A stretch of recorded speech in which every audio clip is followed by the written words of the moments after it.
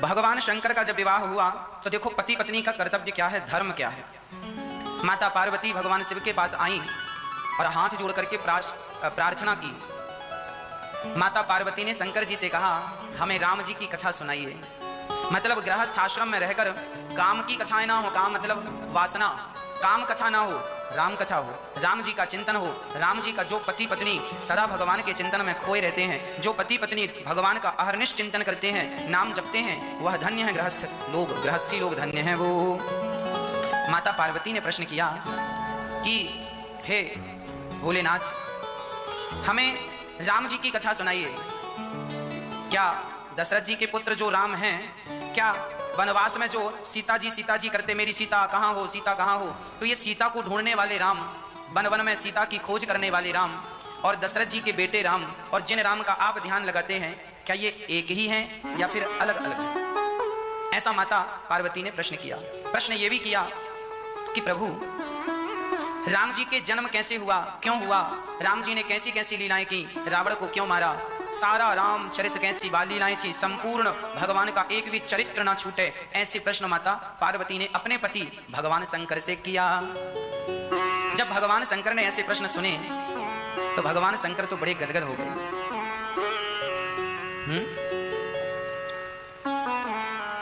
प्रसन्न हो गए। शराबी को शराब मिल जाए तो प्रसन्न हो जाता है, और किसी भक्त को भगवान की कथा सुनाने का अवसर मिल जाए वो प्रसन्न हो जाता है ना।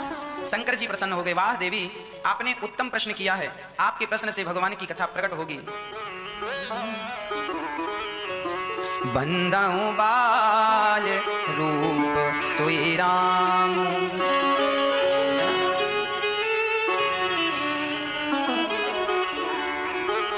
बंदाऊं बाल रूप सोई राम, सब विधि सुलभ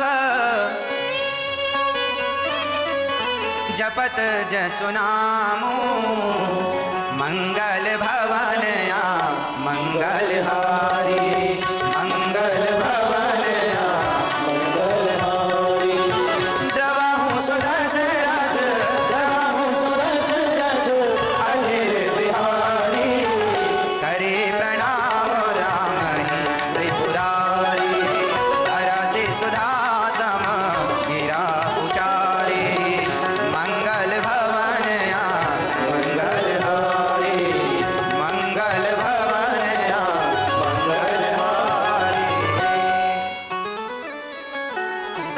शंकर जी कह रहे हैं रामचरितमानस में बालकांड दोहा नंबर 111। शंकर जी कह रहे हैं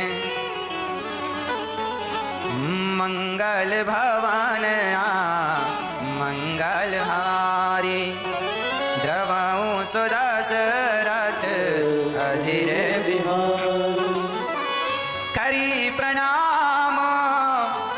राम जी को प्रणाम किया शंकर जी ने, और शंकर जी ने माता पार्वती से कहा, धन्य धन्य गिरिराज कुमारी, तुम समान नहीं उपकारी। शंकर जी कह रहे हैं पार्वती से, देवी आप धन्य हो। क्यों धन्य है? आपने ऐसे प्रश्न किए हैं जिन प्रश्नों से भगवान राम की कथाएं प्रकट होंगी। प्रश्न ना हो तो कथाएं प्रकट ना हो। इसीलिए हम आपसे कहा करते हैं, अपने गुरुजनों के पास जाया करो तो व्यर्थ की बातें ना किया करो, ये नहीं हो रहा है, वो नहीं। भगवान गुरुजनों के पास अन्न का कण और संत का क्षण कभी बर्बाद नहीं करना चाहिए। अन्न का कण थाली में जो आए उतना ही हमें ग्रहण करना चाहिए, स्वाद हो अथवा स्वाद ना हो, पर अन्न का अनादर अपमान नहीं करना चाहिए। अन्न, यदि आपने अन्न का दुरुपयोग किया तो आने वाले समय में आप उसी अन्न के दाने के लिए तरसेंगे, तड़पेंगे। यदि आपने अन्न का दुरुपयोग किया तो किसी भी हाल में अन्न का उपयोग नहीं करना चाहिए। दाना अन्न ब्रह्म, अन्नम ब्रह्म, इसलिए कभी दुरुपयोग ना करें। संत जनों के, गुरुजनों के पास जाएं तो क्षण का, समय का चरणों में नहीं झुकता तो तुम्हारी ये जो खोपड़ी है ना, ये भी कड़वी लौकी की, लौकी भी एक लौकी होती है लंबी वाली, एक लौकी होती है मोटी सी, ऐसे छोटे से घड़े के जैसी लौकी होती है ना, तो तुम्हारा सिर भी गोल है और लौकी भी गोल। तो जिनका सिर भगवान के चरणों में नहीं झुकता उनका मस्तक तो कड़वी लौकी की तरह, कोई अर्थ नहीं है उसका, सब्जी भी नहीं बन सकती उसकी। कड़वी लौकी की तो सब्जी, सामान्य लौकी की तो सब्जी बनती है, पर कड़वी लौकी की तो सब्जी भी नहीं बनती। तो उनका सिर कड़वी लौकी की तरह है जो भगवान के चरणों में नहीं झुकता। इसलिए हम कहा करते हैं कि अपना सिर सदा भगवान के चरणों में झुकाए रखो। अब कहीं झुकाने की जरूरत ना पड़े। जिनका सिर भगवान के चरणों में झुक गया है, सच कहता हूं, उन्हें कभी कहीं सिर झुकाने की जरूरत नहीं पड़ती। और जिनका सिर भगवान के चरणों में नहीं झुका, वो दरबार में जा जाके लोगों के चरणों में अपना सिर झुकाने को मजबूर हो जाते हैं। इसीलिए एक भगवान के सामने झुक जाने के बाद फिर तुम्हें कहीं झुकने की जरूरत नहीं है। भगवान के चरणों में समर्पण कर दो। अब कहीं, अब किसी महफिल में जाने की हमें फुर्सत नहीं। एक था सिर झुक गया दरबार में, एक था सिर झुक गया दरबार में। अब कहीं सिर को झुकाने के हमें फुर्सत नहीं। एक बार भगवान के चरणों में झुका लो, फिर कहीं झुकाने की जरूरत नहीं। ये जो आंखें हैं हमारी, एक क्षण माता गुंदी ने प्राण त्याग दिया। तेरे बिना भी क्या जीना प्रभु, आपके बिना जीकर क्या करेंगे। शंकर जी कहते हैं, देखो देवी, आपने बहुत सारे प्रश्न किए हैं, बहुत अच्छे थे, पर एक बात मुझे अच्छी नहीं लगी। कहीं सुनहि यस अधम नर, ग्रसे जे मोह पिशाच। पाखंडी हरिपद विमुख, जानहि झूठ न साच। पार्वती जी ने कहा, ऐसा मैंने क्या पूछ लिया कि आपको बुरा लग गया। शंकर जी बोले, बात तो सब ठीक है, पर एक बात तुमने गलत पूछी। क्या? बोले, आपने ये कहा कि क्या दशरथ जी के बेटे राम और जंगल में ढूंढने वाले सीता को राम और जिनका ध्यान मैं करता हूं, क्या ये अलग अलग राम है? बोले, ऐसा प्रश्न तो पूछना भी मूर्खता है। ऐसी बातें करना पार्वती, तुम ये प्रश्न पूछ रही हो, तुम्हें शोभा नहीं देता। ऐसा प्रश्न कोई मूर्ख आदमी करे तो बात समझ में आती है। ये प्रश्न कौन कौन कर सकते हैं? कहीं सुनहि यस अधम नर। ऐसा प्रश्न करने वाला कौन है? अधम, जो ये कहे कि राम क्या अलग अलग हैं। एक सज्जन हमारे पास आए, बोले, महाराज जी, आपको पता है राम जी कितने होते हैं? हमने कहा, हमने तो एक ही राम को जाना है। माता रामो मत पिता रामचंद्र, स्वामी रामो मत सखा रामचंद्र।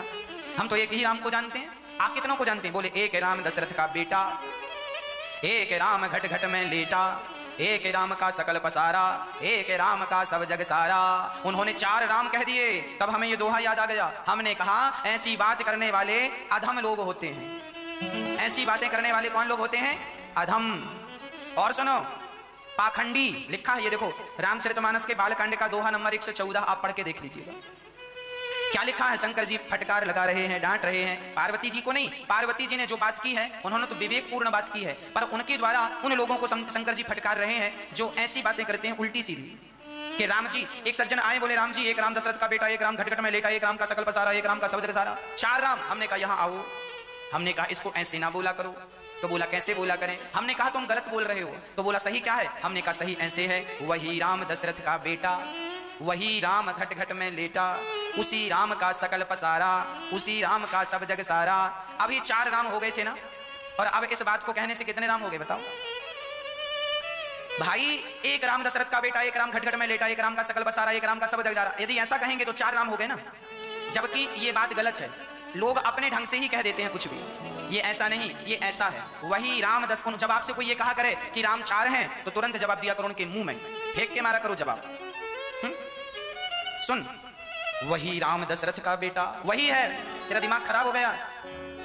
अच्छा, आप जरा अपनी एक आंख में हल्की सी उंगली ऐसे करके ऐसे जरा देखेंगे ना, तो चंद्रमा 2 नजर आते हैं। अभी प्रैक्टिकल करके देखो, ऐसे उंगली हल्का सा दबाना, पूरी अंदर ना चली जाए उंगली। हल्का सा आंख में उंगली रखेंगे ना, तो एक आदमी 2 दिखता है, हाँ या ना?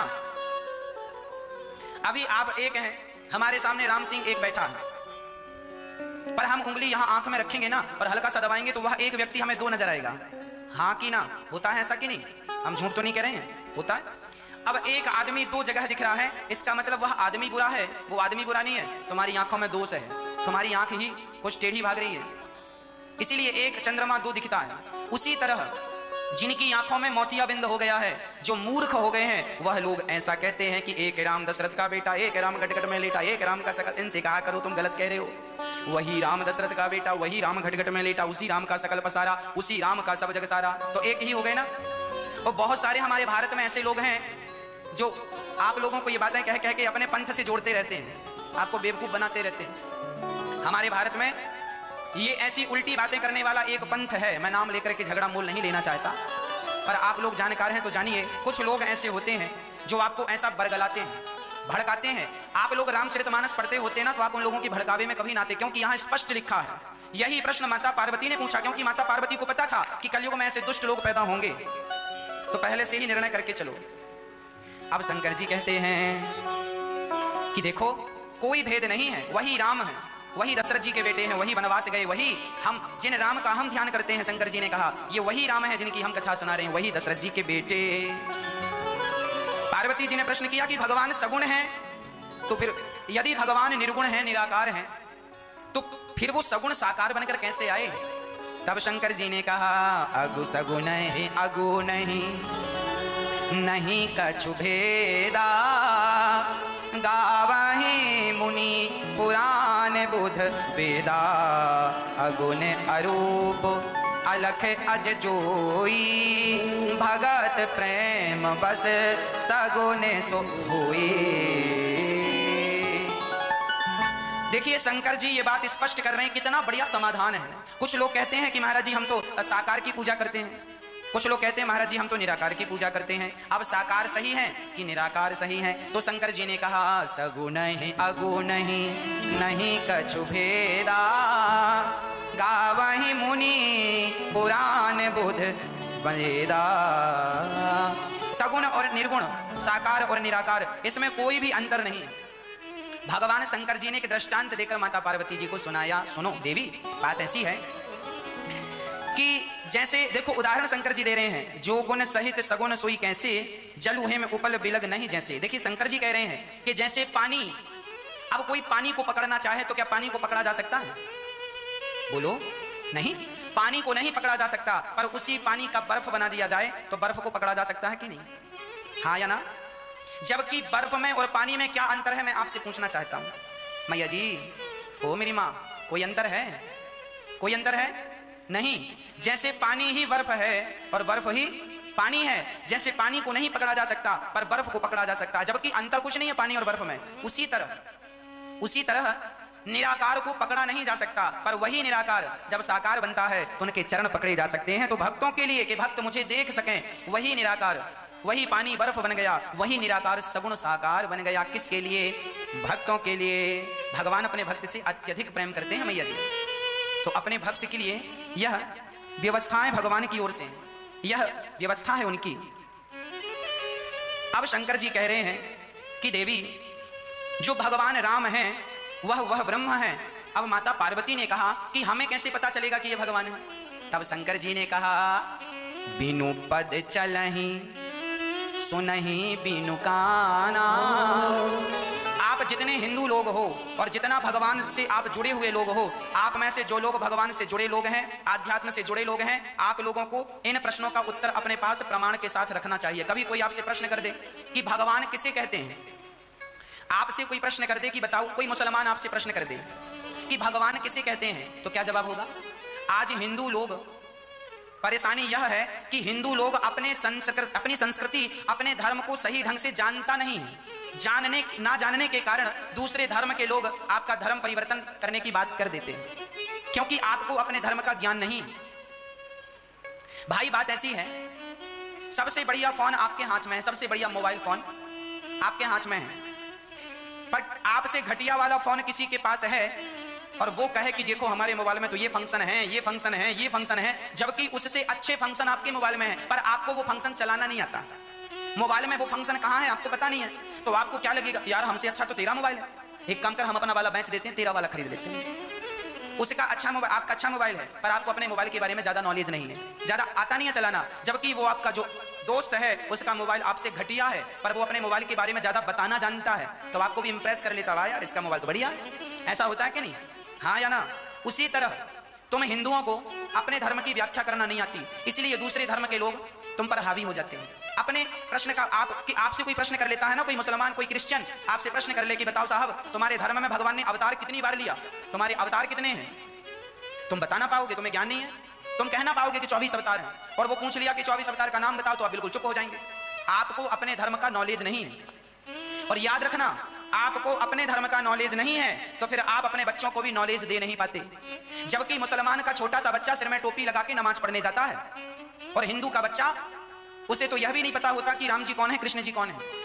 विडंबना यह है कि मुसलमान अपने बच्चों को अपने धर्म की तालीम देते हैं, शिक्षा देते हैं, पर हिंदू सोचता है कि इससे क्या होगा। अरे भाई, इमारत खड़ी करनी है तो उसका बेस, उसकी नींव तैयार होनी चाहिए।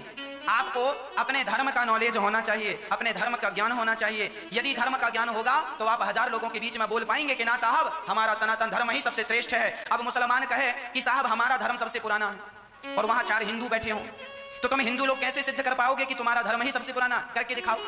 मुसलमान तो अपनी कुरान की आयत पढ़ देगा, ये आयत है, ये आयत है, ये तुम्हारे पास क्या, तुमको तो नॉलेज ही नहीं है।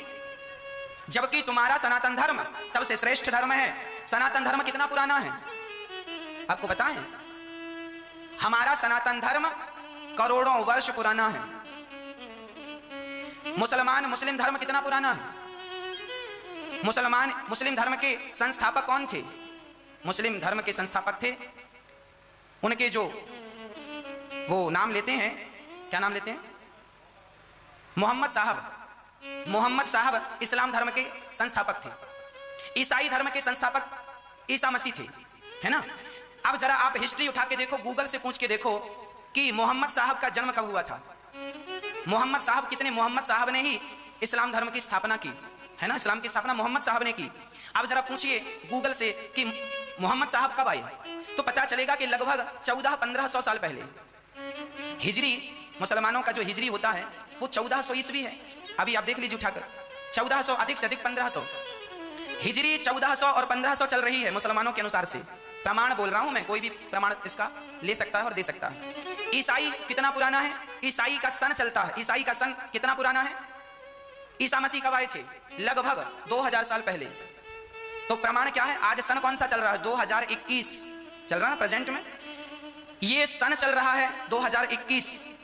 अब सुन लो, हम हिंदुओं का ना तो हिजरी है, हम लोग ना हिजरी मानते हैं ना सन मानते हैं। हमारे हिंदू धर्म में संवत चलता है। हमारा संवत चल रहा है 2077 के 78 हमारा 2078 चल रहा है। संवत कौन सा चल रहा है? 2078, 78। तो सारी दुनिया अभी 2021 में है। आप कहां हैं? 2021 में। और हम हिंदुओं का पंचांग सन से नहीं चलता साहब, संवत से चलता है। विक्रम संवत 2078 प्रेजेंट में। तो अब हम 2078 में हैं और वो 2021 में हैं। तो आप समझ लीजिए कि कौन बड़ा है, कौन प्राचीन है। तो ये जवाब प्रमाण के साथ आपसे कोई पूछे कि तुम कैसे बड़े हो, तो ये जवाब तुरंत दे सको। इसके लिए आपके बच्चों को नॉलेज होना चाहिए, तब तो चार लोगों के बीच में तुम बात कर सकते हो। नहीं तुमको तो कोई भी चुप करा देगा। तुम्हें तो ज्ञान नहीं है। ज्ञान होगा तो तुम बोलने की ताकत रखोगे, नहीं तो चुपचाप बैठे सुनते रहो। याद रखना, अत्याचार अनाचार उन्हीं पर होता है जिनको ज्ञान नहीं होता। जिनको नॉलेज है, ज्ञान है, उन पर कोई अत्याचार नहीं कर सकता। वो जानते हैं क्या सत्य है, क्या मिथ्या है, क्या असत्य है। हमारा सनातन धर्म साइंस, अब मैं चलो ना हिंदू ना मुस्लिम ना सिख ईसाई किसी की बात ना करूं, अब मैं बात करूं साइंस की।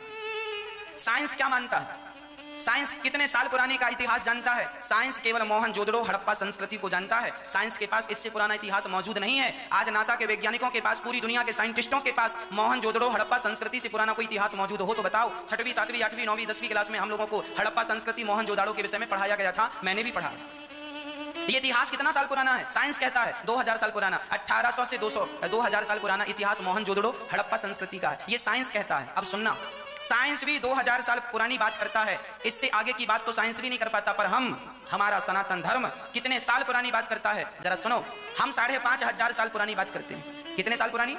5500 साल पुराने सनातन धर्म। मैं सबूत के साथ बात करूंगा।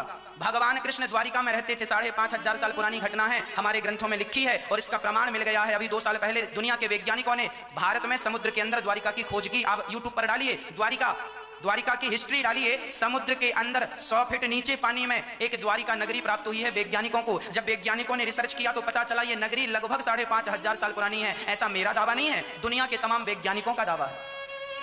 तो हमारे भारत में द्वारिका थी, ये ग्रंथों में लिखा था। अब पानी के अंदर मिल गई है और वो भी उतनी ही पुरानी है जितना पुराना हमारे ग्रंथों में लिखा है। मतलब देखो, सब चीजें बिल्कुल सबूत के साथ हो गई कि नहीं। तुम्हारा सनातन धर्म 5500 साल पुरानी, तो हम बात करोड़ों साल पुराना है, प्रमाण हम 5000 साल पुराना दे रहे। और सुनो, लाखों साल पहले थे और राम जी का राम सेतु आज भी जिंदा है, उसका एक अवशेष आज भी जिंदा है। तो राम जी, हमारा सनातन धर्म कितना पुराना है? लाखों साल पुराना प्रमाण पत्र हमारे पास राम सेतु है। दुनिया के वैज्ञानिकों ने 10 साल तक राम सेतु पर रिसर्च किया और अभी कुछ साल पहले सब वैज्ञानिकों ने कहा कि ये मानव निर्मित सेतु है। इसको कौन नकारेगा? हम तो सबूत के साथ बात करते हैं, बिना सबूत के एक भी बात नहीं करते हम। तो हम आपको केवल ये कहना चाह रहे हैं कि आपके पास अपने धर्म का इतना नॉलेज हो जाए, आपके बच्चों को इतना नॉलेज दीजिएगा कि कल को 4 लोगों के बीच में आपकी बोलती बंद ना हो जाए। अपने धर्म की रक्षा करना चाहिए और धर्म की रक्षा तब करना होगा जब आपको अपने धर्म का नॉलेज होगा ही नहीं तो आप क्या करेंगे धर्म की रक्षा? भगवान इस धरती में क्यों आते हैं? परित्राणाय साधूनां विनाशाय च दुष्कृतां धर्म संस्थापनार्थाय संभवामि युगे युगे। है ना? जब जब हो ये धर्म की हानि, बाढ़हि असुर अधम अभिमानी, तब तब धरी प्रभु विविध शरीरा। जब जब धर्म की हानि होती है, जब जब सनातन धर्म पर लोग आंच पैदा करते हैं, उंगलियां उठाते हैं, तब तब भगवान का इस धरती पर अवतार होता है। जब भक्तों को सताया जाने लगता है, भक्तों पर अत्याचार होने लगता है, तब इस धरती पर भगवान को आकर धर्म की स्थापना करनी पड़ती है। बीनू, अब देखो मैं प्रमाण बोल रहा हूं, तुमसे कोई कहे कि भगवान किसे कहते हैं तो हिंदी में सुना देना। रामचरितमानस में लिखा है, दोहा नंबर 117 बालकांड, दोहा नंबर 117, चौपाई नंबर 6वीं और 7वीं। इसमें लिखा है, बिनु पद चलहि सुनहि बिनु काना, कर बिनु करम करहि विधि नाना,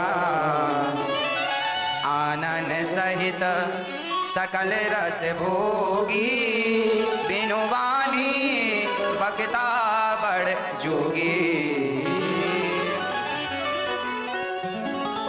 बिनु, देखिए भगवान की परिभाषा क्या है? भगवान की परिभाषा है, बिनु पग चलहि सुनहि बिनु काना। भगवान कौन है? जो बिना पांव के चलते हैं। हमारे भगवान कौन है? जो बिना पांव के चलते हों। अच्छा बताओ, अब आपसे देखो प्रश्न किया जा रहा है, बताओ भगवान बिना पांव के कहां चले, कब चले? उदाहरण के साथ बताओ। आप में से कोई को नॉलेज है इस बात का? बताइए भगवान बिना पांव के कब चले? आपको कोई प्रश्न कर दे कि तुम्हारे भगवान कैसे भगवान है, क्या विशेषता है भगवान में, तो भगवान की विशेषता क्या है? ये है, बिनु पग चलहि बिनु पद चलहि। भगवान बिना पांव के चलते हैं। कहां चले? कहां चले बताओ? जब भरी सभा में द्रौपदी की साड़ी खिंच रही थी, उस समय भगवान द्वारिका में थे और द्रौपदी ने बुलाया तो भगवान तुरंत, अब सोचो कि द्रौपदी दिल्ली से बुला रही थी और भगवान द्वारिका में थे और साड़ी खिंच रही थी। अब साड़ी खिंचने में कितना समय लगता है, पर भगवान समय से दौड़ कर आए ना। पांव वाला चल पाता है इतना फास्ट? बिना पग के भगवान चलते हैं। बिनु पद चलहि, बिना पांव के चले गए, और बिना पांव के भगवान चले गए। सुनहि बिनु काना, बिना कान के भगवान ने सुन लिया। क्या सुन लिया? रामचरितमानस में एक प्रसंग है कि राम जी ने जब बाली को मारा तो बाली ने कहा कि आपने हमें क्यों मारा? तो राम जी ने कहा, तेरी पत्नी ने तुझे समझाया था। अच्छा, जब बाली सुग्रीव से युद्ध करने आया ना, तो बाली की पत्नी तारा ने कमरे के अंदर कहा था, सुनो जी, अब राम जी को जानते नहीं हो क्या? राम जी भगवान हैं और सुग्रीव आजकल उन्हीं की शरण में हैं। अब सुग्रीव को हल्के में मत लो, उनके रक्षक भगवान हैं। तब बाली ने कहा था पत्नी से, बाली ने कहा, कह तारा सुन भी, कह बाली सुन भी रुप्रिय, समदर्शी रघुनाथ, जो कदाचि मोहि मारे हूं तो पुनि हूं सनाथ। है ना भाई? बाली ने ये बात अपनी पत्नी से डिस्कस की और राम जी कह रहे हैं, क्यों? तेरी पत्नी ने समझाया था, तूने सुना नहीं। अब बाली चक्कर में पड़ गया कि मेरी पत्नी ने तो कमरे में कहा था, इनको कैसे पता चल गया? अरे पगले, ये भगवान है। बिनु पद चलहि सुनहि बिनु काना। ये मन की बात। आप अभी क्या सोच रहे हैं? ये भगवान सुन रहे हैं कि आप सोच क्या रहे? बोले मत, मैं जो बोल रहा हूं वो तो भगवान सुन ही रहे हैं, पर आप जो सोच रहे हैं वो भी भगवान को सुनाई पड़ गया। भगवान तो चींटी क्या कह रही है? एक चींटी ने दूसरी चींटी से क्या कहा? ये भगवान जानते हैं। इस चींटी ने उस चींटी से क्या कहा? ये भगवान है सब कुछ। अब आपसे कहें कोई कि तुम्हारे भगवान कैसे हैं, तो कह दिया करो, बिना पांव के चल लेते हैं, बिना कान के सुन लेते हैं। ये सुन के बताया भगवान ने, ये प्रमाण है। बिनु पद चलहि सुनहि बिनु काना, कर बिनु करम करहि विधि नाना। बिना हाथ लगाए काम कर देते हैं। बिना हाथ लगाए कैसे? जब खरदूषण से राम जी ने युद्ध किया तो राम जी ने खरदूषण को मारने के लिए अपने हाथ नहीं लगाए। जितने खरदूषण की सेना थी ना, वो एक दूसरे को ही राम समझ समझ के आपस में लड़के मर गए। भगवान ने बिना हाथ लगाए युद्ध जीत लिया खरदूषण वाला। लिखा है रामचरितमानस में। चलो ये बात आपको समझ में आए ना आए, पर ये समझ में आएगा। जब द्रौपदी की साड़ी खिंच रही थी तो साड़ी कहां से बढ़ रही है ये कोई देख रहा था क्या? कोई नहीं देख रहा था, पर साड़ी बढ़ रही थी, साड़ी का ढेर लग गया। बिना हाथ लगाए साड़ी बढ़ा दी कि नहीं? बिना हाथ लगाए रक्षा कर दी कि नहीं? तो बिनु पद चलहि सुनहि बिनु काना, कर बिनु कर्म, मतलब बिना हाथों के काम कर देते हैं भगवान। भगवान को तो हाथों की भी जरूरत नहीं होती, संकल्प मात्र से सृष्टि उत्पन्न पालन और संहार हो जाता है। ये भगवान है। हाँ, ये भगवान की परिभाषाएं हैं। हम तो देखो ये बात आपसे इसीलिए कह रहे हैं कि आपको अपने धर्म का नॉलेज होना चाहिए, ज्ञान होना चाहिए। हमें किसी को नीचा नहीं दिखाना अपने ज्ञान से, हमें किसी से झगड़ा नहीं करना कि हम ज्ञानी हैं तो तुमसे झगड़ा करते फिरें, हमें झगड़ा नहीं करना, हमें अहंकार नहीं करना, पर हमारे सामने कोई कहे कुछ तो हम अपने धर्म का पक्ष तो रख सकें, उसके लिए नॉलेज होना जरूरी है। नॉलेज इसलिए नहीं कि तुम सबसे झगड़ा करते फिरो कि साहब हम तो विद्वान हैं, आओ शास्त्रार्थ कर लो ना, इसलिए नहीं। आप अपने पक्ष को रख सकें प्रमाण के साथ, इसलिए आपको नॉलेज होना जरूरी है। अब देखिए शंकर जी ने कहा पार्वती से, सुनो देवी, भगवान तो देखो अतर्क हैं, राम अतर्क बुद्धि मनवानी, मत हमारे अस सुनहि सयानी, जब जब होय धर्म के हानि, बाढ़हि असुर अधम अभिमानी, तब तब धरि प्रभु विविध शरीरा, हरहि कृपा निधि सज्जन पीरा। एक सज्जन हमसे बोले, महाराज जी हम भगवान को नहीं मानते। एक सज्जन ने हमसे कहा, महाराज जी हम भगवान को नहीं मानते। हमने पूछा क्यों नहीं मानते? अरे बोले महाराज जी भगवान यदि हैं तो दिखते क्यों नहीं? हैं तो दिखना चाहिए। अब जो चीज नहीं दिखती हम नहीं मानते क्योंकि प्रमाण नहीं। हमने कहा सुनो, तुम्हारे शरीर में कहीं दर्द है? उन्होंने कहा हाँ महाराज जी, अभी कल ही हमारे सिर में बड़ा जोर का दर्द हो रहा था। हमने कहा ये बताओ क्या तुम्हारे सिर का दर्द हम देख सकते हैं, क्या हमें दिखा सकते हो? उन्होंने कहा महाराज जी कैसी बातें कर रहे हैं, क्या दर्द कोई दिखा सकता है? हमने कहा भाई जब तक दिखेगा नहीं तब तक हम कैसे मानें कि दर्द है? उन्होंने कहा क्या दर्द को दिखाया जा सकता है? आप लोग बताइए, आप बताइए क्या दर्द को दिखाया जा सकता है? अब दर्द नहीं दिखता इसका अर्थ क्या यह है कि दर्द होता ही नहीं? बताओ बोलो। दर्द होता है पर दिखाई नहीं पड़ता। उसी प्रकार जैसे दर्द होता है पर दिखता नहीं है, उसी प्रकार ईश्वर होता है पर दिखता नहीं है। जैसे दर्द का अनुभव किया जा सकता है उसी प्रकार भक्ति करने से कांटा तुम्हें चुभाएंगे तो दर्द का तुम अनुभव कर लोगे। एक सज्जन बोला महाराज जी यहाँ बहुत दर्द है। हमने कहा क्यों? बोले कोरोना की वैक्सीन लगी है, वैक्सीन लगवाई है। दूसरा बोला हमें तो दर्द ही नहीं है। तो पूछा किसी ने तुमने वैक्सीन लगवाई? बोले हमने तो नहीं लगवाई। अब साहब जिसने लगवाई है उसको थोड़ा मोड़ा तो दर्द हो, अब लगवाई नहीं तो दर्द किस बात का? अब कांटा चुभा ही नहीं तो दर्द किस बात का? कांटा चुभा तो दर्द है। जो भक्ति करे तो वो एहसास करे, महसूस। जिनने भक्ति की है उन्होंने परमात्मा को महसूस किया है, जिन्होंने भक्ति की ही नहीं उन्होंने महसूस नहीं किया। हमने उनसे कहा कि साहब देखो भगवान तो दिखाने का विषय नहीं है, एहसास है, महसूस है। उन्होंने कहा महाराज जी हम नहीं मानते, हम साइंस के स्टूडेंट हैं, हमें जरा अच्छे से समझाओ। यदि भगवान है तो दिखाओ और नहीं दिखा पा रहे हो तो फिर भगवान का नाम लेना छोड़ दो। हमने कहा वाह। हमने कहा भगवान का सबूत चाहिए ना? हाँ हाँ सबूत दीजिए। बोले हर बात का तुम्हें सबूत चाहिए होता है? बोले हाँ हम साइंस के स्टूडेंट बिना सबूत के कोई बात नहीं करते। हमने कहा तो फिर ये बताओ तुम्हारे जो पिताजी हैं पापा जी, ये तुम्हारे ही पापा हैं, इसका कोई सबूत है तुम्हारे पास? अरे महाराज जी हाँ हमारे पापा हैं। हमने कहा तुमने कभी डीएनए टेस्ट कराया है अपने पापा का, अपने से मैच का? हो सकता तुम्हारी माँ झूठ बोल रही हो, क्या सबूत है इस बात का तुम्हारे पास?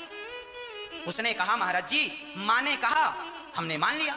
हमने कहा कि जब माँ के कहने से तुम जिंदगी भर ये बात मानते हो कि ये पुरुष मेरा बाप है, तो फिर गुरुजनों के और शास्त्रों के कहने से ये बात क्यों नहीं मान लेते कि ये भगवान है? जब पिता पर संदेह नहीं तो पिता का भी पिता भगवान है, उस पर संदेह नहीं। ईश्वर संदेह का नहीं, ईश्वर श्रद्धा का विषय है। उसे संदेह से नहीं, उसे तर्क की कैंची से काटोगे तो वो बात कटती चली जाएगी। यहाँ तर्क काम नहीं करता, ईश्वर अतर्क है। ये लिखा है रामचरितमानस में। रामचरितमानस में लिखा है दोहा नंबर 120 बालकांड चौपाई नंबर 3, ये लिखा है राम अतर्क बुद्धि बल बानी। राम अतर्क है, उसे तर्क से ना जाना जा सकता है ना तर्क के बल पर देखा जा सकता है। ईश्वर अतर्क है, उस परमात्मा को तुम तर्क से कितना जान लोगे, कितना पहचान लोगे? जब मैंने उस बच्चे से कहा कि महाराज जी, मैंने कहा अपने पिता का प्रमाण है, बोला महाराज जी मैं फिर भी आपकी बात नहीं मानूंगा। तब मैंने उसे तीसरा एग्जाम्पल दिया। मैंने कहा ये बताओ जहर पीने से क्या होता है? उस बच्चे ने, साइंस का स्टूडेंट था ना, साइंस वालों को समझाना कठिन होता है। हमने उन्हें समझाया, हमने कहा बेटा तुमने सुना होगा जहर पीने से क्या होता है? बोले जहर पीने से मर जाते हैं। हमने कहा इस बात को तुम मानते हो कि नहीं? बोला बिल्कुल मानते हैं, जहर पीने से मर जाते हैं। हमने कहा तुम साइंस के स्टूडेंट हो, बिना प्रैक्टिकल के कैसे मान रहे हो कि जहर पीने से मर जाते हैं? भाई पहले पी के देखो,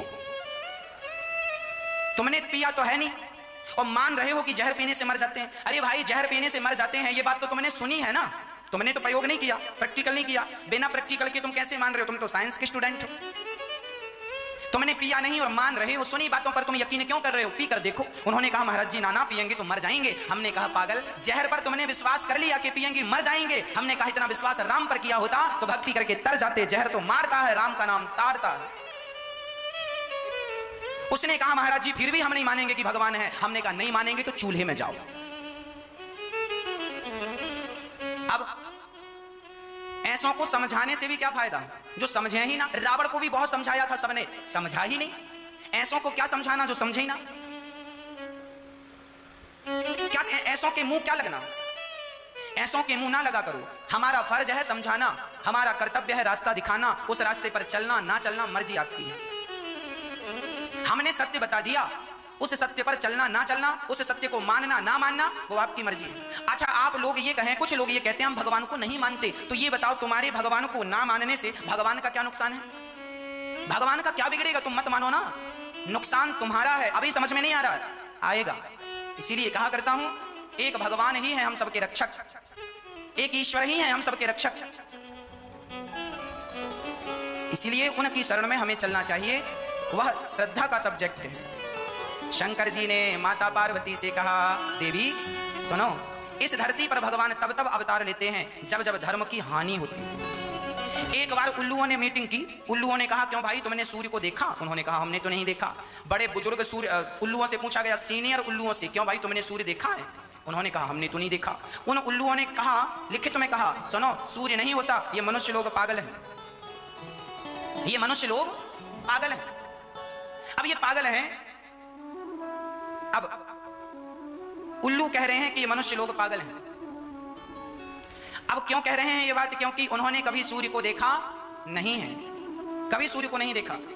भाई सूर्य को कभी उल्लुओं ने देखा ही नहीं, अब वो कह रहे हैं सूर्य नहीं है। उसी प्रकार जिस व्यक्ति ने उल्लू की बात मान ली, उल्लू कहता है सूर्य नहीं है, तो क्या उल्लू के कहने से नहीं है? अरे सूर्य है, उल्लुओं को नजर नहीं आते। उसी प्रकार भगवान है, कुछ उल्लुओं को नजर नहीं आते, इसमें उनका दोष है, भगवान का क्या कसूर है?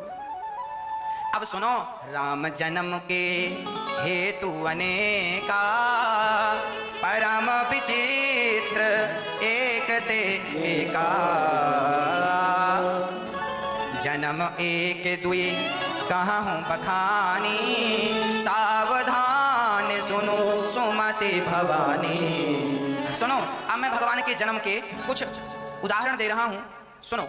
एक बार जय और विजय नाम के भगवान के द्वारपाल थे, तो द्वारपाल खड़े पहरा दे रहे थे, तभी वहां सनकादि चले गए, तो सनकादियों को द्वारपालों ने रोक दिया, अंदर मत जाइए, विष्णु भगवान अभी शयन कर रहे हैं। अच्छा, जबकि भगवान विष्णु ने कह रखा था कि ब्राह्मण आ जाएं, संत आ जाएं, तो कभी रोका ना करो, पर वो नहीं माने और द्वारपालों ने अपनी मनमानी कर डाली, भगवान के भक्तों को रोक दिया। और जब रोका तो परिणाम, सनकादियों ने श्राप दे दिया, जाओ तुम भक्तों को रोकते हो भगवान से मिलने के लिए, जाओ तुम दोनों राक्षस हो जाओ, 3 जन्मों तक राक्षस रहना। वही जय और विजय, फिर भगवान नारायण आए, क्या हुआ? बोले जय विजय चरणों में गिर पड़े, प्रभु हमें श्राप मिल गया 3 जन्मों तक। भगवान बोले हम 4 बार अवतार लेंगे, तुम्हारे लिए चिंता ना करो। वही जय और विजय, एक जन्म में हिरण्याक्ष हिरण्यकश्यपु, दूसरे जन्म में त्रेता युग में रावण कुंभकर्ण, और द्वापर युग में शिशुपाल दंत वक्र बने। और भगवान ने 4 अवतार लेकर मारा, हिरण्याक्ष को वाराह बनकर मारा, हिरण्यकश्यपु को नरसिंह बनकर, रावण कुंभकर्ण को राम बनकर मारा, शिशुपाल दंत वक्र को कृष्ण बनकर के भगवान ने मारा। एक बार तो राम को इसलिए धरती पर आना पड़ा क्योंकि जय विजय को श्राप लगा था, अपने भक्तों के लिए भगवान को अवतार लेकर आना पड़ा। अब दूसरी बात सुनो, एक बार कश्यप और अदिति ने भगवान की बहुत तपस्या की, और वही दशरथ और कौशल्या बने और उनके राम पुत्र बनकर आए, और उनके लिए भगवान राम अवतार लेकर आए, उन माता पिता को सुख देने के लिए, इसलिए राम का अवतार हुआ। ये एक कल्प की बातें हैं, एक कल्प सुर देखी दुखारे, समर जलंधर सन सब हारे। एक कल्प सुर देखी दुखारे, एक कल्प में जलंधर नाम के दैत्य को मारने के लिए भगवान ने उनकी पत्नी के पास आकर उनका पातिव्रत भंग किया वृंदा का। तो वही जलंधर दूसरे जन्म में रावण हुआ और उसके लिए भगवान को राम बनकर आना पड़ा। एक कल्प। देखिए, राम कोई एक बार नहीं आए, राम लाखों बार आ चुके हैं। कितनी बार राम आ चुके हैं धरती पर? हर बार राम आते हैं और रामलीला करते हैं। जैसे भागवत, हमने अभी भागवत पिछली बार भागवत की, एक भागवत पूरी हो गई तो फिर भागवत शुरू कर दी, भागवत फिर पूरी हो गई तो फिर भागवत शुरू कर दी। उसी तरह भगवान बार बार लीला करने आते हैं इस धरा पर, इस धरती पर बार बार लीला करने आते हैं। अब ये कब कब आते हैं? हर त्रेता युग में राम जी, हर त्रेता में नहीं, कल्प कल्प में। कब आते हैं? एक कल्प। एक कल्प मतलब ब्रह्मा जी के एक दिन को एक कल्प कहते हैं। ब्रह्मा जी के एक दिन में 1000 चतुर्युग बीत जाते हैं। सतयुग, त्रेता, द्वापर, कलयुग, सतयुग, त्रेता, द्वापर, कलयुग, ये 4 युग 1000 बार बीत जाते हैं, है ना? तब एक कल्प होता है। तो किसी कल्प में राम जी आते हैं, किसी कल्प में राम जी फिर अगले कल्प में। हर युग में भगवान आए ऐसा जरूरी नहीं है। कल्प कल्प की विशेषताएं हैं, भेद हैं। किसी कल्प की ये कथा है, किसी कल्प की वो कथा है। तो राम जी के आने के इतने कारण हुए। अब एक बड़ा कारण सुनो, शंकर जी कह रहे हैं, नारद श्राप दीन है एक बारा, कल्प एक ते ही लगी अवतारा। नारद श्राप दीन है एक बारा, कल्प एक ते ही लगी अवतारा। गिरिजा चकित भये सुनिवानी, नारद विष्णु भगत मुनि ज्ञानी। कारण कवन श्राप मुनि दीन्हा, का अपराध रमापति कीन्हा। माता पार्वती क्या कह रही हैं जरा सुनिएगा। माता पार्वती कह रही हैं, सुनो। एक बार शंकर जी ने कहा, एक बार नारद जी ने श्राप दिया था भगवान विष्णु को, इसके कारण भगवान को धरती पर राम बनकर आना पड़ा। माता पार्वती को बड़ा ताज्जुब हुआ कि प्रभु, नारद जी तो भगवान के भक्त हैं और उन्होंने श्राप क्यों दिया? अच्छा, पार्वती जी के गुरु भी नारद जी हैं, तो गुरु जी का पक्ष लेकर बोल रही हैं, जरूर भगवान नारायण ने कोई गलती की होगी, इसीलिए हमारे गुरु जी ने श्राप दिया है। हमारे गुरु जी की कोई गलती नहीं है। देखिए गुरु पक्ष कितना प्रबल है। माता पार्वती कह रही है, हमारे गुरु जी ने यूं ही तो श्राप नहीं दिया होगा, जरूर कोई विष्णु भगवान ने कोई बात कही होगी, कुछ हुआ होगा, इसलिए गुरु जी ने श्राप दिया। तब शंकर जी बड़े हंसे, देवी धन्य है तुम्हारी गुरु भक्ति। एक बार नारद जी ने विष्णु भगवान को श्राप दे दिया कि जाओ इस धरती पर मनुष्य बनकर लीला करो, जाओ, तुम्हें बंदरों की जरूरत पड़ेगी और तुम भी नारी के वियोग में बन बन भटकोगे। ऐसा श्राप नारद जी ने दिया। पार्वती जी ने कहा, इसके बारे में बताओ क्यों ऐसा हुआ, हमारे गुरु जी ने क्यों श्राप दिया? अरे कोई अपने भगवान को श्राप देता है क्या? तब नारद जी की बात पूरी सुनाए। शंकर जी ने यहाँ एक बात बहुत बढ़िया कही, बोले बेहसी महेश तब ज्ञानी मूढ़ न कोई, जेहि जस रघुपति करहि जब सो तस तेहि छन होई। शंकर जी कह रहे हैं, देवी सुनो, बोले बेहसी महेश तब ज्ञानी मूढ़ न। सच्ची बताऊं, कोई ज्ञानी नहीं है और कोई मूर्ख भी नहीं है। जिसे भगवान जब जैसा बनाना चाहे, जिसे भगवान जब जैसा करना चाहे, वह तब वैसा हो जाता है। कोई ज्ञानी नहीं है और कोई मूर्ख नहीं है। भगवान कहते हैं, भगवान चाहे तो मूर्ख को ज्ञानी और ज्ञानी को मूर्ख बना दें, भगवान के हाथ है। इसीलिए भगवान की शरण में रहा करो। भगवान ही सबके वंदनीय है, भगवान ही सबके पूजनीय हैं, भगवान ही सर्वश्रेष्ठ हैं। एक दिन की बात है, सुनो। एक दिन क्या हुआ, नारद जी भजन कर रहे थे, श्रीमन नारायण नारायण नारायण। नारद जी जा रहे थे नारायण नारायण नारायण का कीर्तन करते हुए। तभी हिमालय में बढ़िया सी सुंदर सी हवा, सुंदर सी गुफा और सुंदर सा गंगा जी का किनारा जब नारद जी को दिखा, नारद जी को लगा ये बढ़िया स्थान है। नारद जी ने उस स्थान में बैठकर ध्यान कर लिया भगवान का। भक्त तो स्थान देखता है कहाँ बढ़िया जगह मिल जाए और कहाँ मैं भगवान का ध्यान करने लग जाऊं। बड़े प्रेम से उन्होंने बड़े प्रेम पूर्वक ध्यान करना स्टार्ट किया। आंखें बंद कर ली, नारद जी ने भगवान का ध्यान करना शुरू कर दिया। श्रीमन्नारायण चरणौ शरणं प्रपद्ये, श्रीमते नारायणाय नमः। जाप करने लगे नारद जी इस महामंत्र का। अच्छा, नारद जी जाप कर रहे थे, तभी इंद्र को लगा कि लगता है नारद जी ने तपस्या स्टार्ट कर दी। तपस्या करके कहीं नारद जी इंद्र ना बन जाएं और हमारा पत्ता साफ ना हो जाए। इंद्र को बड़ी घबराहट हुई। सूख हाड़ ले भाग सठ, स्वान ने रखी मृगराज, छीन ले जन जान जड़, तिमी सुर पतही नलाज। इंद्र को लगा मेरा, अच्छा इंद्र जब देखते हैं ना कि कोई ध्यान मग्न हो रहा है, कोई ज्यादा भजन कर रहा है, तो उसके भजन में इंद्र बड़ी बाधा डालते हैं। इंद्र को लगता है ये भजन करके कहीं स्वर्ग का राजा ना बन जाए, हमारा पत्ता साफ। तो इंद्र ने नारद जी के पास कामदेव को भेजा। कामदेव जी आए और नारद जी की समाधि खोलने के लिए पूरा जोर लगा दिया। कामदेव ने नारद जी को खूब परेशान किया, पर नारद जी ऐसी समाधि में डूबे रहे कि उनका ध्यान बिल्कुल नहीं खुला। ध्यान बिल्कुल नहीं खुला, नेत्र बंद की बंद। कामदेव चरणों में गिर पड़ा, पाहि माम रक्षा कीजिए। कामदेव को लगा कहीं नारद जी श्राप ना दे दें, तो चरणों में गिर पड़ा। नारद जी ने कहा तुम कौन हो? मैं कामदेव हूं। तो यहाँ क्यों आए हो? बोले आपकी तपस्या भंग करने आया था, पर मैंने पूरा जोर लगा लिया, मैं आपको डिगा ना सका, हिला ना सका, आपको हिला ना सका मैं। अब नारद जी ने जब अपनी तारीफ सुनी तो नारद जी को बड़ा अच्छा लगा। हमने कामदेव जीत लिया, हमने काम को जीत लिया। कामदेव बोले महाराज आपने काम को ही नहीं, आपको तो गुस्सा भी नहीं आया। गुस्सा नहीं आया मतलब क्रोध को जीत लिया। तब नारद जी ने कह दिया जाओ इंद्र से कह देना कि हमें स्वर्ग की कोई लालच नहीं है, हम स्वर्ग की कामना से तपस्या नहीं कर रहे हैं। तो नारद जी ने काम को जीत लिया, क्रोध को जीत लिया और लोभ को जीत लिया। ये तीन चीजें नारद जी ने जीत लिया। अच्छा ये बताओ, ये जीत तो लिया, पर किसके बल से जीता? बोलो किसके बल से? खुद के बल से जीता क्या? नहीं, भगवान की भक्ति के बल से। हम लोग जो भगवान का भजन करते हैं ना, वही भक्ति हमारा सहारा बन जाती है।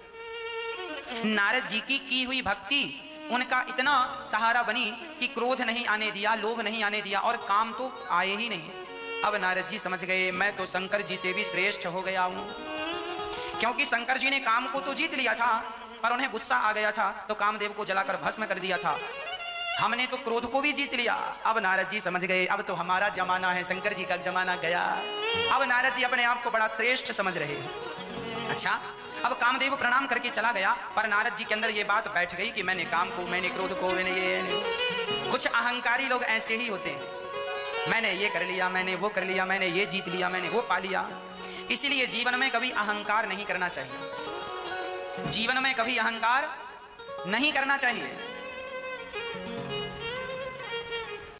आप लोग अहंकार कर लेते हैं, अब जरा सुनिए अहंकार का परिणाम क्या होता है। अब नारद जी का मन ही ना लगे भजन में, अब अहंकार आ गया तो क्यों लगेगा मन। अब नारद जी शंकर जी के पास चले गए। अब शंकर जी ने देखा कि नारद जी आए, तो शंकर जी बड़े प्रसन्न हुए कि वाह आज नारद जी आए हैं, जरूर कोई भगवान की चर्चा होगी, समय बढ़िया से गुजरेगा। तब शंकर जी ने कहा आओ नारद जी बैठो, आज आप बढ़िया सा कोई भगवान का चरित्र सुनाओ। तब शंकर जी से नारद जी ने क्या सुनाया? मारे चरित्र शंकर ही सुनाए, अति प्रिय जानी महेश सिखाए। शंकर जी को पूरी कथा सुनाई। सुना शंकर जी, हमने काम को जीत लिया है, हमने क्रोध को भी जीत लिया है और हमने लोभ को भी जीत लिया। शंकर जी बोले राम राम, हमने तो सोचा था राम कथा सुनाएंगे, इन्होंने तो काम कथा सुना दी। अब शंकर जी समझाने लगे नारद जी सुनो, जो कथा हमें सुनाई है ना, ये धोखे से और कहीं ना सुना देना। पर नारद जी ने कहा सुनो शंकर जी, वैसे तो हम कहीं सुनाते नहीं हैं, परंतु कोई हम तो भगवान के पास जाएंगे और भगवान पूछेंगे तो उन्हें सुना देंगे। शंकर जी ने कहा ना, चलें प्रसंग दुरायूं तबहूं, यदि प्रसंग उठे तो भी छिपा लेना, ये बात ना सुनाना। अच्छा, नारद जी को बहुत समझाया पर नारद जी समझे नहीं। शंकर जी ने सती को समझाया, सती नहीं समझी। नारद जी को समझाया, नारद जी नहीं समझे। जिनने नहीं समझा उनका नुकसान बहुत ज्यादा हुआ। इसीलिए हम आपसे कहा करते हैं कि जो हम समझा रहे हैं समझिएगा, नहीं समझेंगे तो नुकसान किसी और का नहीं, हमारा और आपका ही नुकसान होगा, है ना? नुकसान हमारा और आपका ही होना है, इसीलिए जरा सावधान। शंभुदीन है उपदेश हित, नहीं नारद ही सुहान, भरद्वाज कौतुक सुनहूं, हरे इच्छा बलवान। ये देखो भगवान की इच्छा है कि नारद जी चक्कर में पड़े, और नारद जी चक्कर में पड़ गए। किस कारण चक्कर में पड़े? अहंकार के कारण। अब शंकर जी समझाए, नारद जी नहीं माने। अब नारद जी के अंदर तो बड़ी उत्सुकता थी भगवान के पास जाने की। उनको लग रहा था अब तो हम खुद भगवान हो गए हैं, भगवान के पास जाने की क्या जरूरत है। अहंकारी आदमी ने अपने आप को बड़ा मान लेता, अपने आप को भगवान मान लेता। पर नारद जी के पास कोई सूचना नहीं आई, तो नारद जी को लगा जाना चाहिए। एक बार करतल बर बीना, गावत हरि गुण गान प्रवीणा। अद्भुत चरित्र है, कितना बढ़िया संकेत है। राम सिया राम, सिया राम जय जय राम, राम सिया राम, सिया राम जय जय राम। एक बार करतल बर बीना,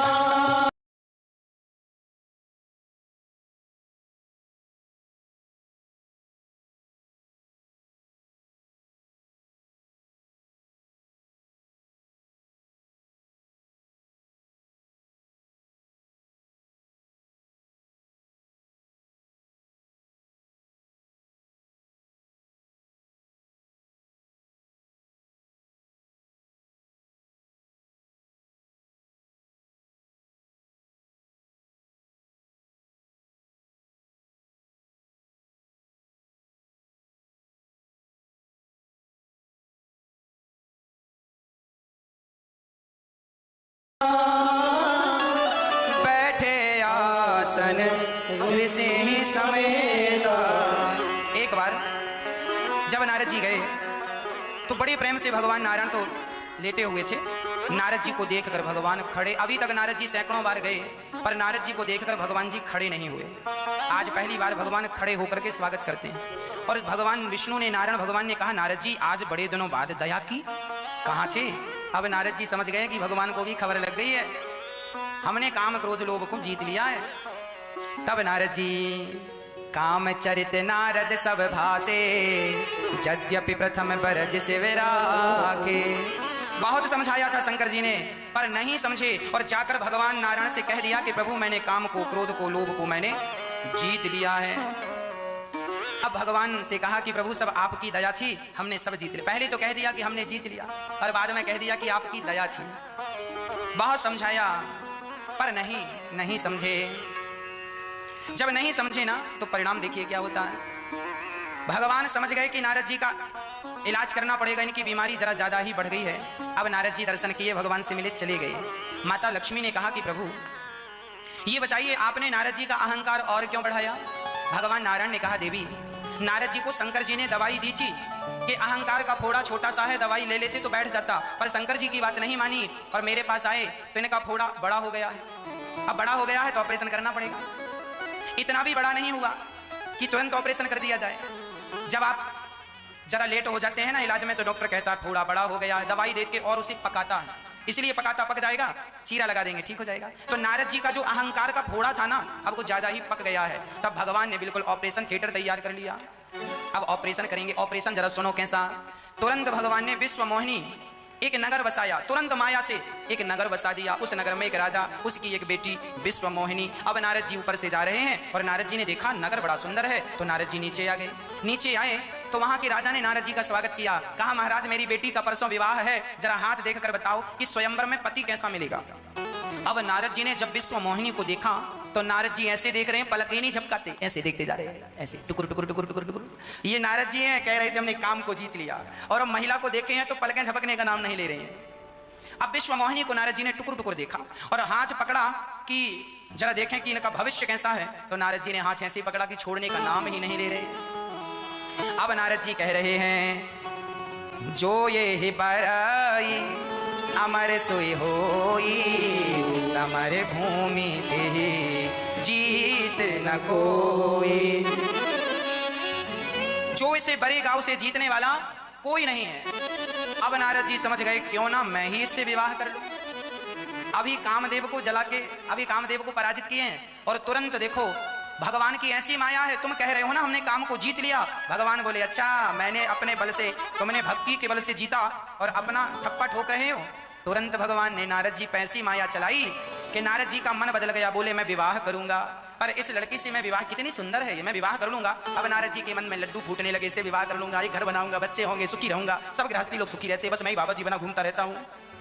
हाँ, अब नारद जी का भी मन हुआ कि मैं भी विवाह करूं, लड़की बड़ी सुंदर है। पर नारद जी बोले मैं तो बुढ़ा हो गया हूं, मेरे से थोड़ी विवाह करेगी। बोले एक उपाय है। क्या? बोले भगवान के। अच्छा, नारद जी का एक पक्ष मजबूत है, हर बात के लिए भगवान के पास जाते हैं, ये पक्ष अच्छा है। नारद जी तुरंत भगवान के पास गए तो आज भगवान देखो इतने कौतुकी हैं कि रास्ते में ही मिल गए। अरे नारद जी कहाँ? अरे प्रभु हम आपके पास जा रहे थे। अच्छा, हमारे पास किस बात के लिए? बोले आज हम आपसे आपका रूप मांगने जा रहे हैं। रूप? भगवान ने कहा ये रूप कैसे मांग रहे हो? नारद जी ने कहा प्रभु आज हमारा मन हुआ है कि हम भी विवाह करें और हम भी अपनी गृहस्थी बसाएं, बस घूमते ही रहते हैं, हम घूमते रहते हैं, अच्छा नहीं लगता हमें। अब हम भी अपनी पत्नी के साथ सेटल होना चाहते हैं, हमारे भी बच्चे होंगे, घर होगा, एक बढ़िया घर बनवा लेंगे 100-200 गज में और वहीं आनंद से रहेंगे। भगवान बोले तो शादी विवाह में फिर हम क्या मदद करें? बोले आप अपना रूप हमें दे दो। अपना रूप कैसे? अरे हम बुढ़े हो गए हैं ना, दाढ़ी मूंछ पक गई है, आप तो हमेशा जवान रहते हैं, सुंदर रहते हैं, थोड़ी देर के लिए आप हमें अपना रूप दे दो ताकि हमारा विवाह हो जाए। और विवाह के बाद फिर भले पत्नी कहती रहेगी कि मैं क्या करूँ राम, मुझे बुढ़ा मिल गया, कहती रहे, कहती रहे, जब तक शादी नहीं हो जाती तब तक के लिए मैं जवान दिखूं। इसीलिए आजकल आपने देखा होगा शादी के समय लोग कितनी लिपाई पुताई कर लेते हैं। शंकर जी ने कहा, नारद जी ने कहा आपन रूप देहु प्रभु मोही, आप अपना रूप हमें दे दीजिए। भगवान से नारद जी ने कहा जे विधिनाथ हो ये हित मोरा, कराहूं सुबेगी दास मैं पूरा। नारद जी ने यहाँ एक बात अच्छी कह दी। नारद जी ने कहा हे विधाता मैं आपका दास हूं, जिसमें मेरा कल्याण हो वह काम आप कीजिए। नारद जी ने यहाँ क्या कह दिया? जिसमें मेरा, यदि विवाह करने से मेरा कल्याण हो तो विवाह करवा दो, और विवाह ना करवाने से मेरा कल्याण है तो विवाह ना, जैसे मैं मेरा। इसीलिए भगवान से कभी अपने मन की नहीं मांगनी चाहिए, भगवान हमें ये दे दो, भगवान ना, भगवान से ये कहो जो मेरे लिए अच्छा हो वो आप दीजिए। मुझे नहीं पता कि मेरे लिए क्या अच्छा है, मैं तो नादान बालक हूँ, मुझे थोड़ी खबर है कि मेरे लिए कौन सी चीज अच्छी है कौन सी चीज बुरी है। छोटे छोटे बच्चे माँ बाप से कहते हैं हमें गर्म दूध पिलाओ, तो क्या गर्म दूध पिलाती है माँ? अरे ठंडा करके, माँ को पता है, बच्चा ये नहीं जानता गर्म ठंडा क्या होता, पर माँ तो जानती है ना। तो जैसे में मेरा हित हो, तब भगवान ने कहा जे विधि हो यही परम हित, नारद सुनहु तुम्हार, सोई हम करब नयान कछो, बचन नम्र शाह हमार। नारद जी को भगवान ने अपना रूप दे दिया। अच्छा, पहले गांव में ऐसे ही होता था, लड़की वाले लड़के को देखने आते थे ना तो लोग पड़ोस से सोफा मंगा के ले आते थे, ताकि लड़की वालों को लगे कि भाई इनके घर सोफा भी है। कूलर वगैरह मांगकर गाड़ियां ले आते थे, बाहर खड़ी कर लेते थे, ये बताने लड़की वालों को ना बेवकूफ बनाने के लिए कि सुनो जी हमारे पास गाड़ी है, और जब शादी हो जाएगी तो फिर बाद में तो हो गई शादी, अब कौन कुछ बोलने वाला। पहले ऐसा होता। नारद जी भी कुछ ऐसी कर रहे हैं, अपना वाला रूप हमें दे दो। भगवान ने दे दिया। कौन सा वाला? भगवान के तो सारे रूप हैं, 84 लाख योनियां हैं, सारे रूप भगवान के हैं, हरि अनंत हरि कथा अनंता। तो भगवान ने अपना बंदर वाला रूप दे दिया, नारद जी को बंदर बना दिया। अब सब लोग तो नारद जी को नारद जी के रूप में देख रहे हैं, लेकिन विश्व में अब दूसरा दिन आया, भगवान ने नारद जी को अपना रूप दे दिया बंदर वाला। अब नारद जी बंदर जैसे लगने लगे। अच्छा, अब चले नारद जी विवाह करने, और थोड़ा सा अच्छे कपड़े पहन के जा रहे हैं, आज बीणा उतार के किनारे रख दी है, हाँ, और सज धज के नारद जी जा रहे हैं। और दूसरे दिन क्या था कि विश्व मोहिनी का स्वयंवर था, बड़े बड़े राजा आए थे, सिंहासनों पर बैठे थे, और विश्व मोहिनी माला लेकर चल रही थी, जिसके गले पे माला डाल देंगी वह उसका पति हो जाएगा। पहले स्वयंवर होता था, स्वयं से वर्ण करने की छूट थी, तो वहां पर नारद जी गए, और जिस लाइन पे विश्व मोहिनी जा रही थी, तुरंत नारद जी वहां जाके कुर्सी पे आगे बैठ गए, और विश्व मोहिनी से कहने लगे आ जाओ इस तरफ, आ जाओ, हम बैठे हैं, आओ इस तरफ। अब विश्व मोहिनी माला लेके गई और देखा तो राम राम बंदर।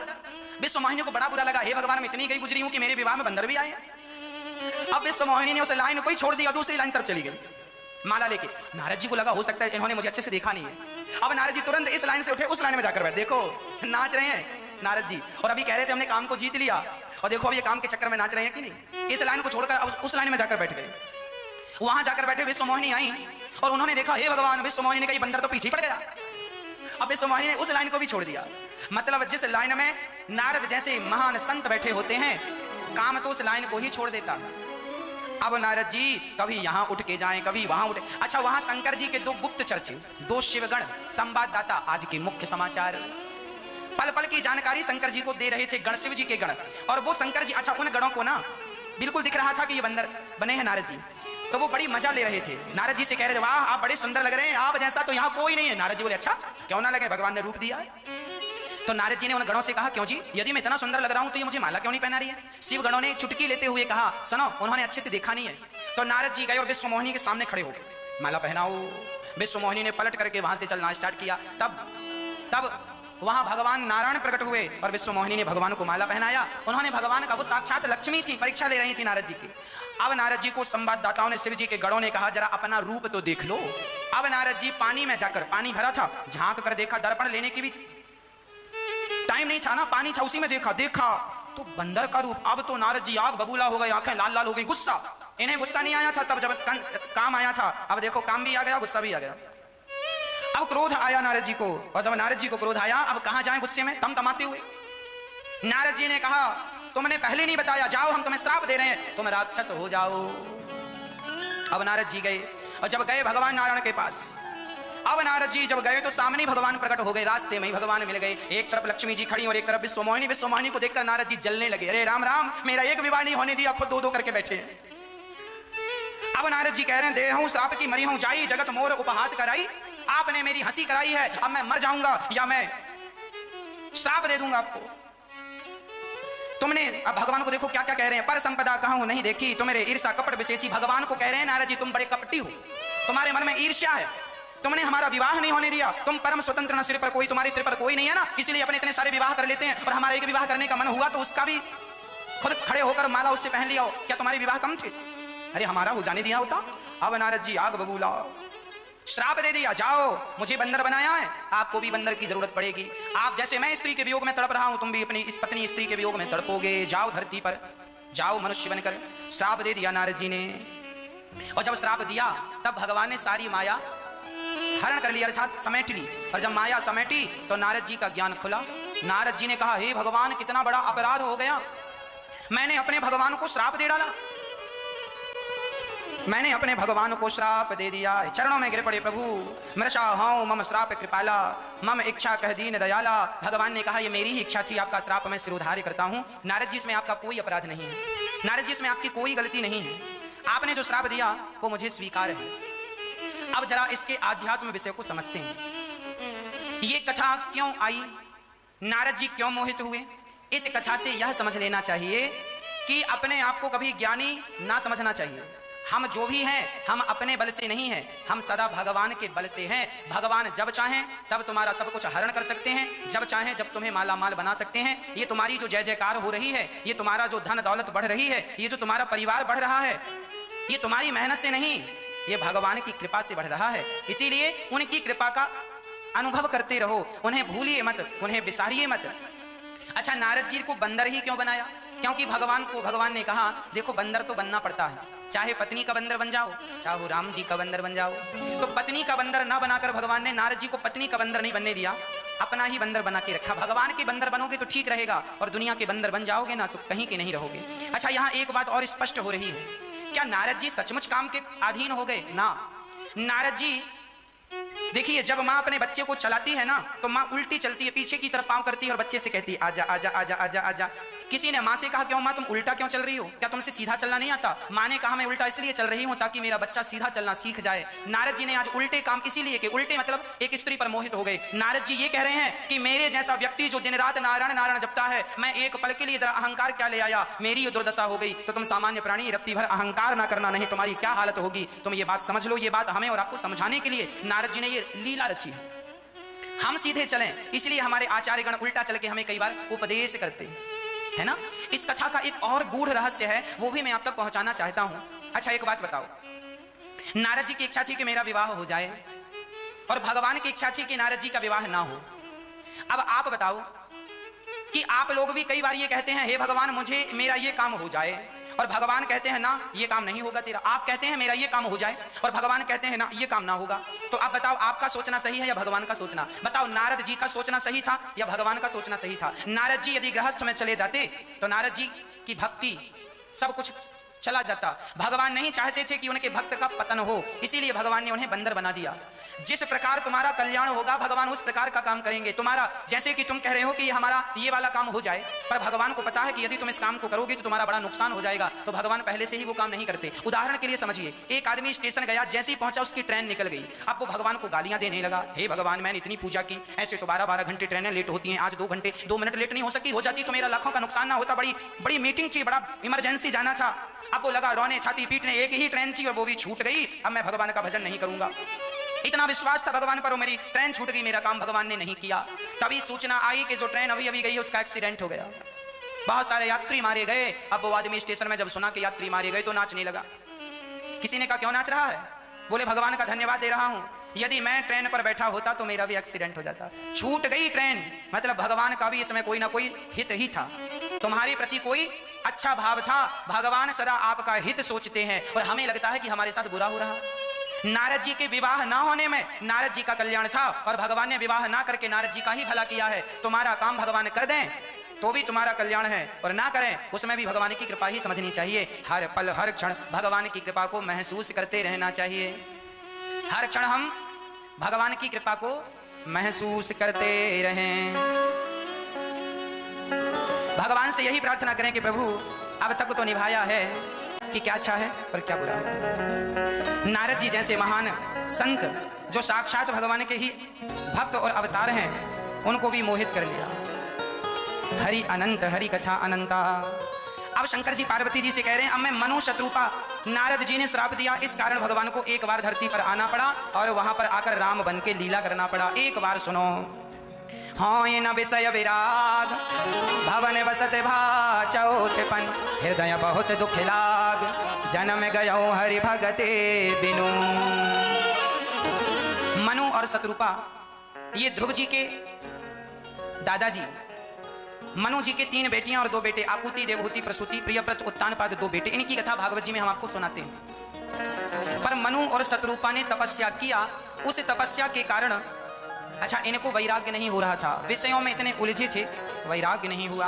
हम आपसे यही प्रार्थना करेंगे कि सही समय तक ही गृहस्थी अच्छी है। देखो समय के साथ ही सारी चीजें अच्छी लगती हैं। जवानी, अब नई दुल्हन लाल साड़ी पहने, है ना, और लाल साड़ी पहनकर बिंदी लगाकर यहाँ तक की चूड़ी पहने तो नई दुल्हन को तो शोभा देता है।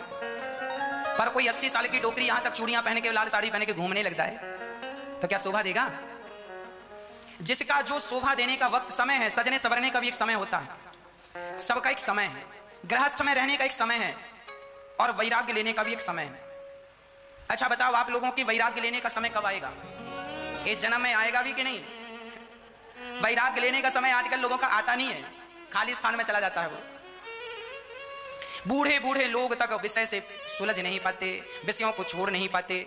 बुढ़ापा आ गया, बाल पक गए, दाढ़ी मूंछ पक गई, बूढ़ा आदमी, बूढ़ा हो गए हो, अब जरा पत्नी को अपनी लो और पत्नी को लेकर साथ में तीर्थ यात्रा पे जाओ। जाओ बढ़िया जगन्नाथ जी का भात खाओ, प्रसाद पाओ, सत्संग करो। सत्संग के जल से मन को जो मलिनता हो गई है, मन मलिन हो गया है, जरा इसे साफ सुथरा करो। अब बच्चों को जिम्मेदारी के लिए छोड़ दो घर में कि तुम अपना करो, खाओ आनंद से, अपना बनाओ, आनंद से नाम कमाओ, पैसा कमाओ। अब हम चले, पर आजकल बूढ़े लोग निकलते नहीं घर से। बच्चों को कोई काम, उनको लगता है इन बच्चों से कुछ आएगा ही नहीं। बूढ़ों को लगता है, पिताजी को लगता है बच्चे से कुछ नहीं आएगा, हम ही होशियार हैं, हम ही सब करेंगे। बच्चों को कुछ करने नहीं देते, और जब बच्चों को कुछ करने नहीं देते तो बच्चे फिर बिगड़ जाते हैं, शराबी हो जाते हैं, जुआड़ी हो जाते हैं। बाद में फिर रोते हो कि मेरा बच्चा बिगड़ गया। सही वक्त पर जिम्मेदारी ना देने से बच्चा बिगड़ा है।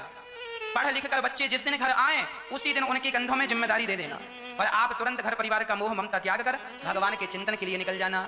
4 महीने चारों धाम में 1-1 महीना रहो, फिर लौट कर घर जाओ, घर में बड़ा स्वागत सम्मान होगा, भगवान का चिंतन करते रहो। लोगों को ना वैराग्य नहीं होता।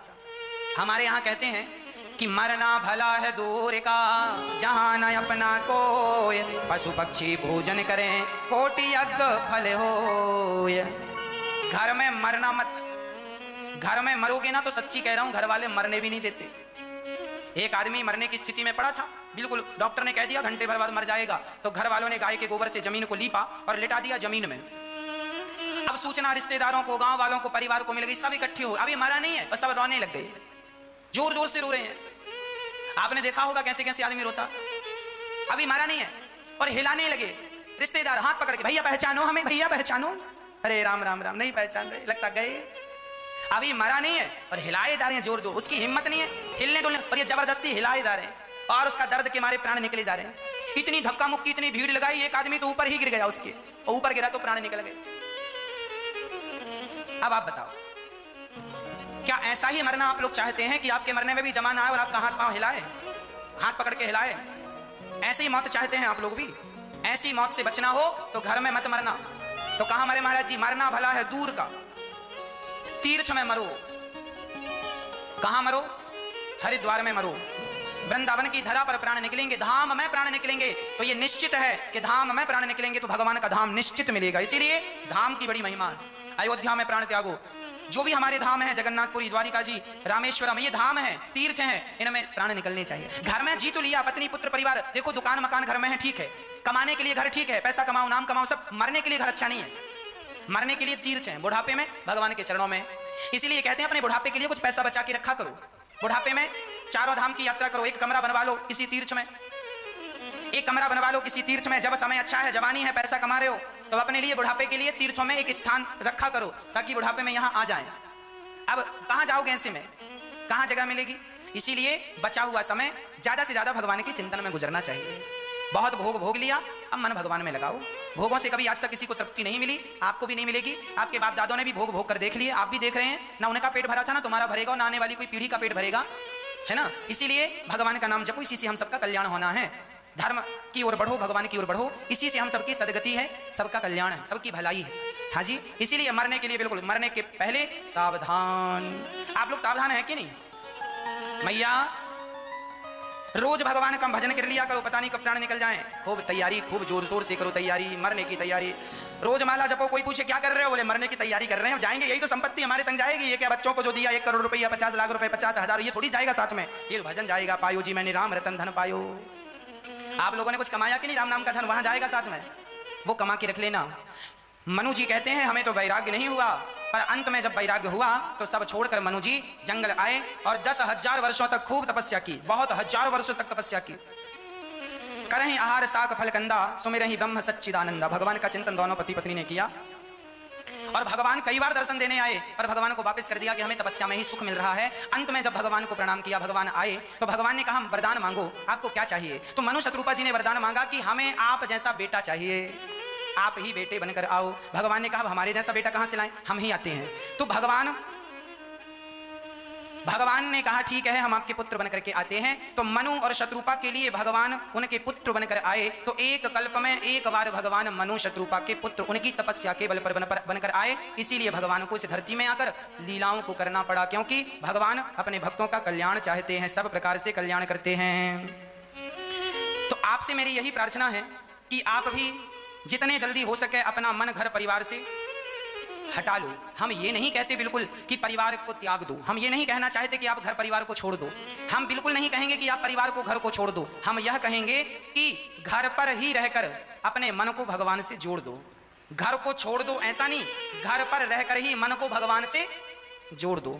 घर में वैसे ही रहो जैसे कमल का पुष्प कीचड़ में रहता है, कीचड़ में रहता हुआ भी कीचड़ की एक भी बूंद उसे स्पर्श नहीं कर पाती, टच नहीं कर पाती। ऐसे ही आप संसार में रहा करो, परिवार में रहो, सबके बीच में रहो, परिवार की जिम्मेदारियों का पालन करो, पर अधिक से अधिक समय भगवान के श्री चरणों में लगना चाहिए। यही जीवन की सत्यता है। इसीलिए आप अपने जीवन में जो पुण्य कर सकते हैं, पुण्य जरूर करना चाहिए। सबसे बड़ा पुण्य क्या है? आपको जैसा कि पता है कि गौरी गोपाल वृद्धाश्रम में हम माताओं की सेवा करते हैं, इसलिए करते हैं कि आप लोग भी इन सेवाओं से जुड़कर अपने धन को पवित्र कर सकें, अपने जीवन को पावन कर सकें, पुण्य से जोड़ सकें, है ना। बिना माँ की सेवा की गति नहीं है, बिना पिता की सेवा की गति नहीं है। हम कितना भी कुछ कर लें, बताओ जिन मर्यादा पुरुषोत्तम की हम कथा सुन रहे हैं, क्या उन्होंने अपनी माँ की आज्ञा का पालन नहीं किया? क्या माँ ने कहा 14 साल के लिए वनवास जाओ, तो बिना प्रश्न किए कि मैं क्यों जाऊं, कह सकते थे मेरा अपराध क्या है, मैं तो कल राजा बनूंगा, मैं क्यों जाऊं? पर नहीं, माँ की आज्ञा है तो चले गए। माँ की आज्ञा हुई, तुरंत वनवास के लिए चले गए। ऐसे भगवान राम की पावनी कथा हम लोग श्रवण कर रहे हैं प्रिय भक्तों। इसलिए मेरी प्रार्थना है कि आप लोग भी जरूर अपनी माँ की सेवा किया करो। अपनी माँ की आज्ञा का पालन किया करो। आज जब यहाँ माताएं आती हैं, आज हम आपको एक माँ से मिलाएंगे, एक ऐसी माँ से